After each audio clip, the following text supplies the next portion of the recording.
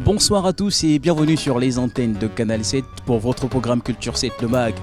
Où se produit Culture 7 le Mag? Mais bien sûr, la réponse elle est simple, c'est à Canal 7.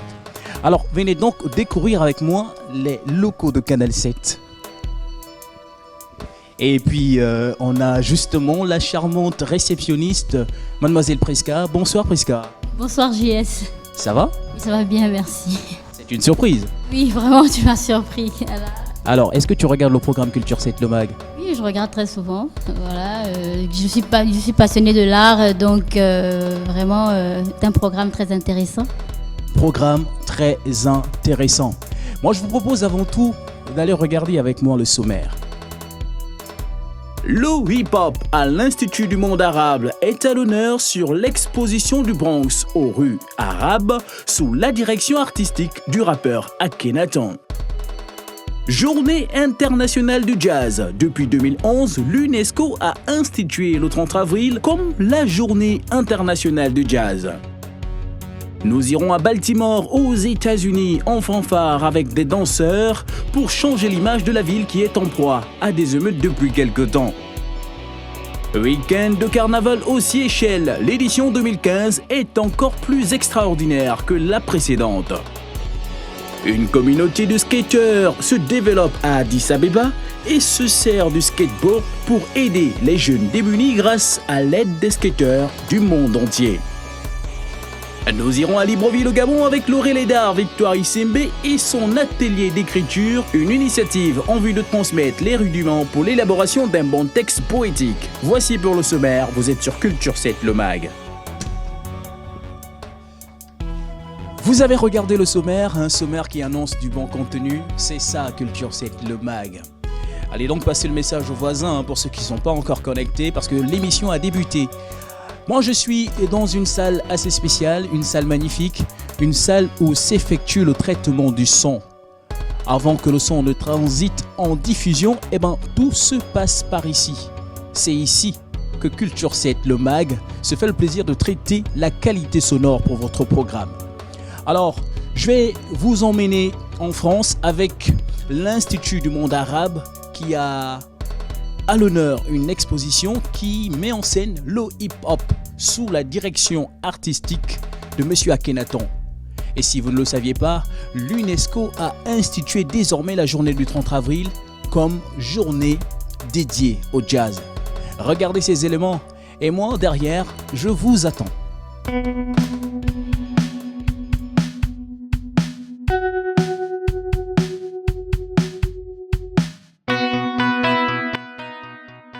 Mettons le cap sur la France avec la culture hip-hop qui était au cœur d'une exposition qui s'est ouverte mardi dernier à l'Institut du monde arabe à Paris.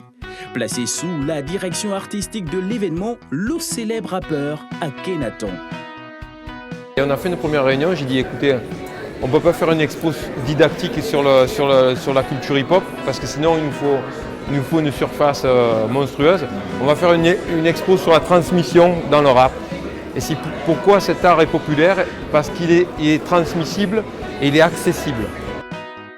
Le hip-hop du Bronx aux rues arabes, qui s'étendra sur une durée de 3 mois, donne un aperçu solide de ce qu'est la culture hip-hop, née il y a plus de 40 ans aux États-Unis. Grâce aux photos d'époque, de flyers et d'extraits audiovisuels, un ensemble qui illustre ce phénomène culturel sous toutes ses formes. Moi, ce que j'aimerais, c'est que les gens qui ne connaissent pas forcément le hip-hop, qui viennent voir cette exposition, s'aperçoivent que ce n'est pas une culture d'animateurs sociaux qui ont eu de la chance ou de délinquants qui sont des caïds milliardaires. C'est une culture profonde qui a des racines profondes, même plus loin que le rap aux États-Unis. Une exposition qui a reçu du monde. Un monde qui s'est plongé dans l'univers du hip-hop pour découvrir et apprendre de son évolution, qui aura des années durant contribué au divertissement mais aussi à une certaine prise de conscience dans le monde entier. Le rap, et c'est très bien expliqué, et la culture hip-hop sont une culture et une musique de divertissement de 1972 à 1982. Le rap engagé aux États-Unis, commercialement parlant, a tenu le haut de la fiche de 86 à 91. 5 ans sur 40. Les acteurs du hip-hop dans les pays arabes sont soumis à des distorsions auxquelles nous ne sommes pas soumis, parce que depuis la chute du califat en 1914, ils ont connu colonisation, décolonisation, dictature et guerre. Le rap est le reflet de 100 ans de période mouvementée.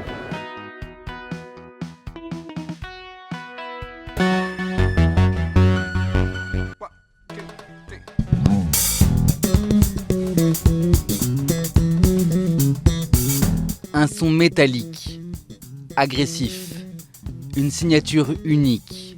Pour beaucoup, Marcus Miller est à la basse, ce que Miles Davis était à la trompette. Avec Aphrodisia, son dernier album, le musicien afro-américain revient sur les sources du jazz, l'esclavagisme. Cette inspiration, il l'a puisée au Sénégal pendant une visite sur l'île de Gorée.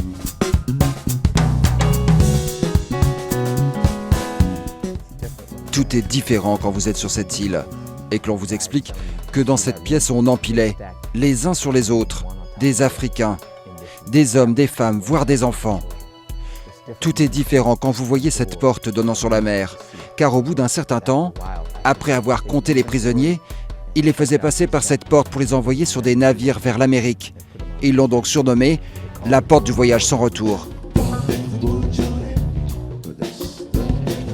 L'Afrique et le jazz trouvent aussi un écho dans l'actualité.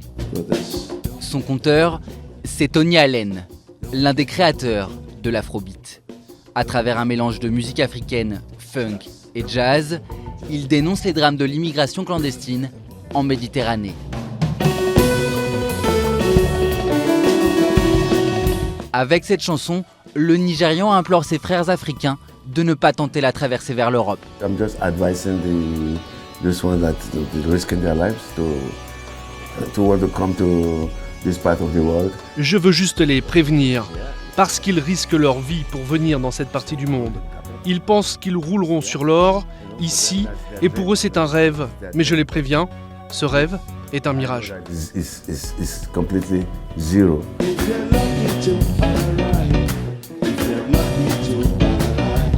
Depuis ses origines, le jazz est considéré comme un instrument d'émancipation. Aujourd'hui, le combat reste le même et le refrain est toujours aussi amer.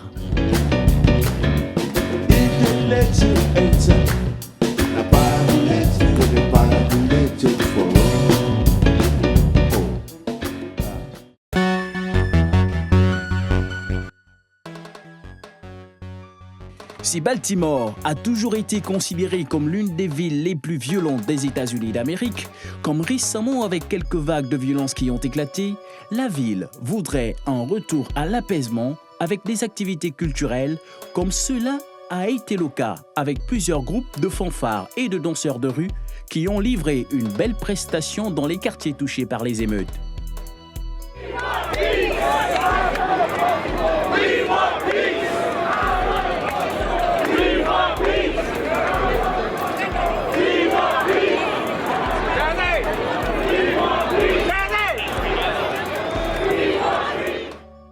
Venus en grand nombre, rassemblés et unis comme un seul homme, jeunes comme adultes ont déferlé sur les artères des rues des différents quartiers afin de participer chacun à sa manière.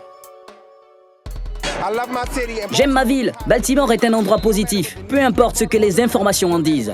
J'aime Baltimore. Entendez-moi bien. Il y a des mauvaises choses qui se passent ici. Mais au final, il y en a dans toutes les villes d'Amérique. Et vous savez quoi? On n'entend pas parler de ce qui est bien. Mais je vais tout faire pour que tout le monde l'entende, partout à travers le monde. Parce qu'ils vont y croire. Les gens ont peur de venir à Baltimore, mais n'ayez pas peur. On n'a pas peur de venir ici pour défiler avec nos enfants. We're not scared to come out here and march, and these are kids.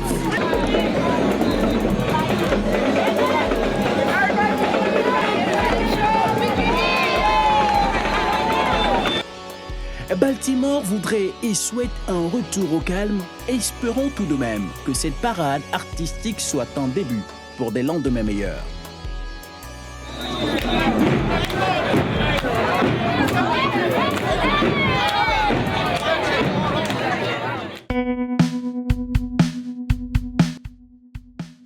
Partons aux Seychelles avec son méga carnaval traditionnel édition 2015 qui avait lieu le week-end dernier aux côtés des habitants de l'archipel et de nombreux touristes venus des 4 coins du monde pour faire la fête. Creuset de diverses cultures et ethnies, ce festival met en scène un cortège de chars multicolores à l'image d'une société pluriethnique suivie d'une très longue parade. C'est ma 2e fois d'être ici aux Seychelles. Le carnaval est toujours une super époque pour être ici. J'étais ici la même période l'année dernière. J'adore l'atmosphère. Et là, j'attends la parade brésilienne. Un divertissement qui réunit plusieurs délégations étrangères sous une ambiance de carnaval, l'événement est également l'opportunité pour l'archipel de revisiter ses origines avec un défilé costumé, des musiques et des danses. C'est vraiment un événement phénoménal. On fait l'expérience de plein de cultures ici dans les rues. C'est incroyable.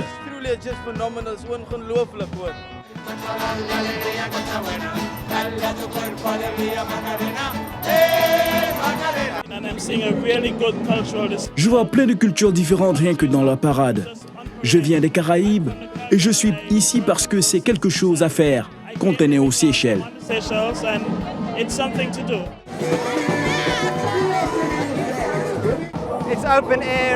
C'est en plein air, il fait beau.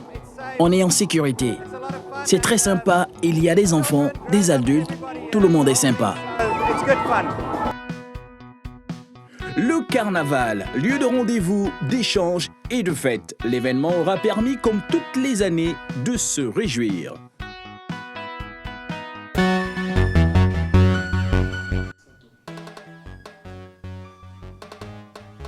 Une communauté de skateurs se développe à Addis Abeba en Éthiopie et se sert du skateboard pour aider les jeunes démunis grâce à l'appui des skateurs venus du monde entier. À Libreville au Gabon, l'Aurélédar Victoire Issembe est toujours en activité avec son atelier d'écriture organisé le week-end dernier. Regardez ces images et derrière, je vous attends. A tout de suite. Pour faire du skate à Addis Abeba, il faut endurer les routes trouées et les véhicules en tout genre. Malgré les obstacles, quelques passionnés tentent d'introduire le skateboard dans les rues éthiopiennes.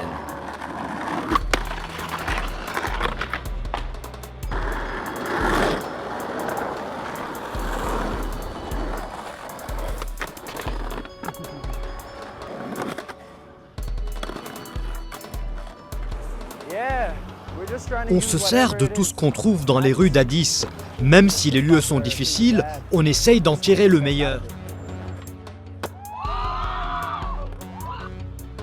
Les planches de skate sont introuvables en Éthiopie. Grâce aux dons venus du monde entier, de l'Autriche aux États-Unis, les skateurs d'Addis ont déjà reçu plus d'une centaine de planches distribuées gratuitement aux enfants de la ville pour développer ce sport.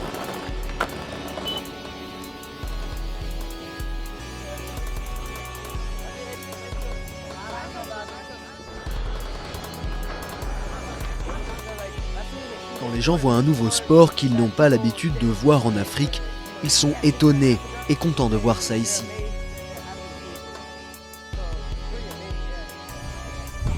À Chiromeda, un quartier démuni sur les hauteurs de la ville, le skate offre quelques moments d'évasion. Israël Dégéné a construit cette rampe pour occuper les jeunes, garçons et filles, et lutter contre la délinquance.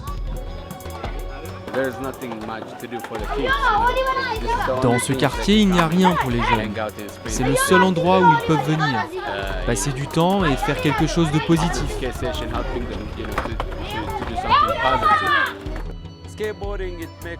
Le skateboard les rassemble, ça crée une communauté.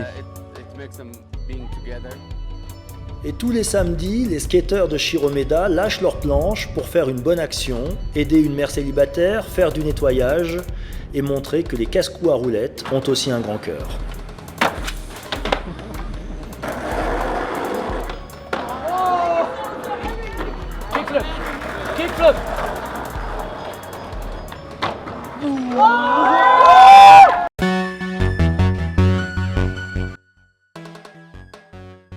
Après le concours de poésie du 18 avril dernier au Centre de formation pluridisciplinaire dans le domaine des arts, le d'art Victoire Isembe entend poursuivre des activités culturelles tout au long de l'année, parmi lesquelles l'atelier d'écriture qui avait lieu le 25 avril dernier. Un atelier qui se voulait être la continuité du dit concours avec pour particularité d'apporter un plus sur l'écriture poétique et le langage qui respecte des règles précises concernant le nombre et le type de strophes, le type de vers, de rimes et autres. Nous avons la structure ABAB. Chaque fois, la terminaison du verbe 1, c'est la même terminaison du verbe choix. Et la terminaison du verbe 2, c'est la même terminaison du verbe 4. Ça fait la structure ABAB. Et dans le cadre de la balade, le deuxième quatrain démarre par la terminaison donc, du dernier verbe du premier quatrain. Bref, ce sont des calculs, mais on ne va pas s'embrouiller avec ça. Ce qui compte, c'est qu'à la fin de l'atelier, il faut que vous soyez capable de produire du texte. Et en général, aujourd'hui, les jeunes préfèrent le vers libre, parce que le vers libre vous donne la liberté, mais on ne peut pas faire de beaux vers libres si on ne sait pas faire le vers classique, le vers avec la rime. Sous la conduite de Madame Yvette Gracia Isongue, professeure de français et critique littéraire, les jeunes participants ont compris que le poète est un artiste qui travaille d'abord avec les mots, mais aussi avec sa sensibilité, sa perception du monde et la connaissance qu'il en a. C'est sous le thème Femme et Mère Patrie que le travail d'écriture s'est axé. Donc nous avons voulu, avec les participants, produire du texte autour de ce thème général femme et mère patrie. Parce que la femme, elle est nourricière, c'est elle qui nourrit la patrie, mais la patrie elle-même est symbolisée par une femme, donc le sceau de la République gabonaise, qui a une maternité allaitante. Et donc nous avons passé en revue quelques éléments sur les techniques de communication, sur l'organisation d'un texte, sur la production d'un texte poétique. Et je pense que les participants vont nous produire de beaux textes autour de cet atelier. Nous allons comme ça nous régaler autour donc de la culture. Voilà. Les jeunes, attentifs à l'enseignement donné, se devaient donc à leur tour de s'exercer à la pratique de l'écriture en prenant soin d'appliquer la méthode et les outils permettant d'obtenir un très beau texte poétique.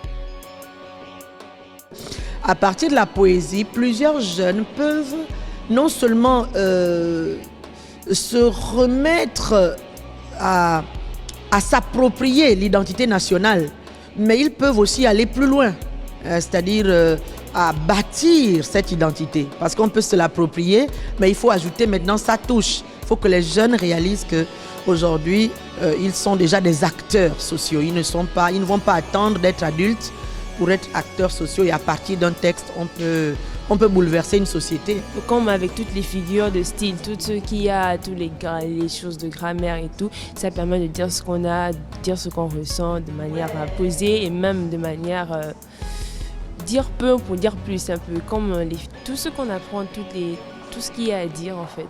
Il va falloir faire preuve de créativité. On peut parler de plusieurs choses et utiliser plusieurs manières différentes d'exprimer ce qu'on voit, ce qu'on ressent. Ce qui peut nous venir à l'esprit, ce qui nous a marqué dans la vie. Comme on a déjà les méthodes, on va essayer de faire quelque chose. Garder la jeunesse en éveil intellectuel, voici l'un des objectifs du d'art Victoire Isembe qui se veut, par cet atelier d'écriture, donner de la matière aux jeunes, une connaissance du langage multiforme. Nous voulons apporter aux enfants le complément que l'école n'apporte pas. Non pas que l'école ne veuille pas, parce que les programmes sont établis et on leur apprend la poésie à l'école, mais ici, on leur apporte un petit plus. Par exemple, avec Madame Isongue, qui est professeure de français et critique littéraire, je pense qu'ils ont beaucoup appris ce matin, et même moi, j'ai appris beaucoup de choses. Donc ça développe leur culture générale et ça permet surtout à ceux qui ont fait le concours de la dernière fois de se rendre compte de là où le bas avait blessé. Tout Tout en regrettant que les jeunes n'aient pas été aussi nombreux à cet atelier, la fondatrice du Ravi en appelle aux autorités gabonaises à suivre de près la culture et l'éducation de la jeunesse du Gabon. Il vaut mieux avoir affaire à un citoyen en colère qu'à un artiste contrarié. Pourquoi je le dis? Parce que la culture est l'enfant pauvre de tous les budgets et je voudrais juste en appeler aux autorités pour qu'ils regardent de ce côté-là et qu'ils aident un peu plus la culture, l'éducation, parce que demain, c'est surtout ce côté-là, c'est surtout la culture, c'est l'éducation qui fait l'esprit et qui donne l'état d'esprit d'une nation demain.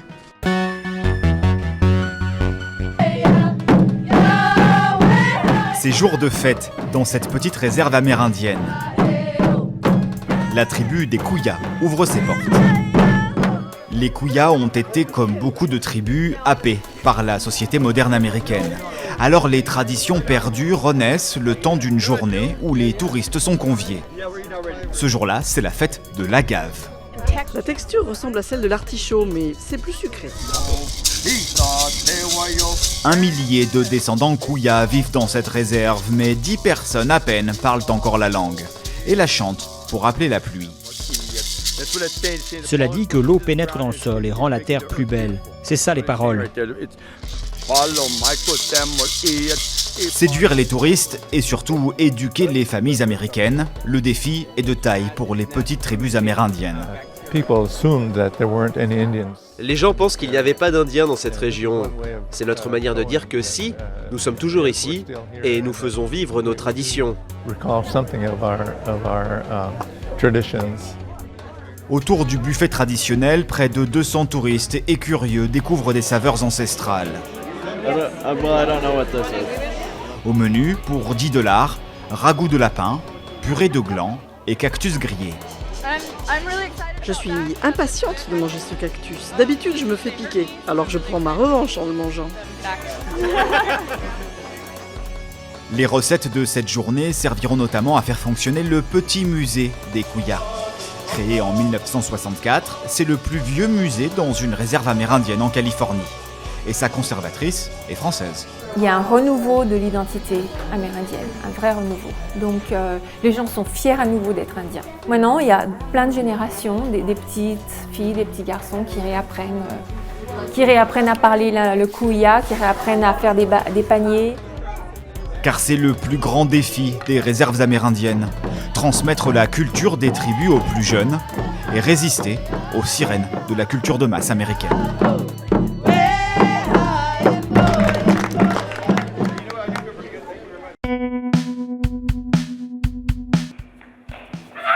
Une silhouette familière dans un lieu bien moins familier. Abbas Alizada est connu comme le Bruce Lee afghan. Ce fan d'arts martiaux s'entraîne plusieurs fois par semaine dans les ruines de ce palais royal à Kaboul, son héros toujours à l'esprit. Quand j'avais 8 ans, j'ai vu des films de Bruce Lee et j'ai été captivé. À 14 ans, j'ai commencé à m'intéresser au kung-fu. Au fil des années, il perfectionne sa technique et prend conscience de sa ressemblance avec la star hongkongaise.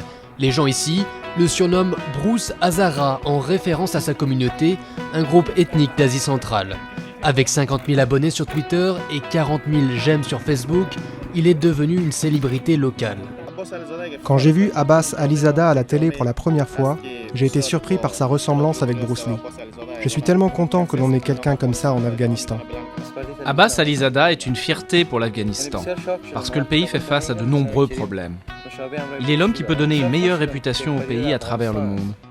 35 années de guerre ont dévasté le pays d'Alizada, et le jeune homme rêve d'une terre lointaine où il pourrait vivre pleinement de sa passion.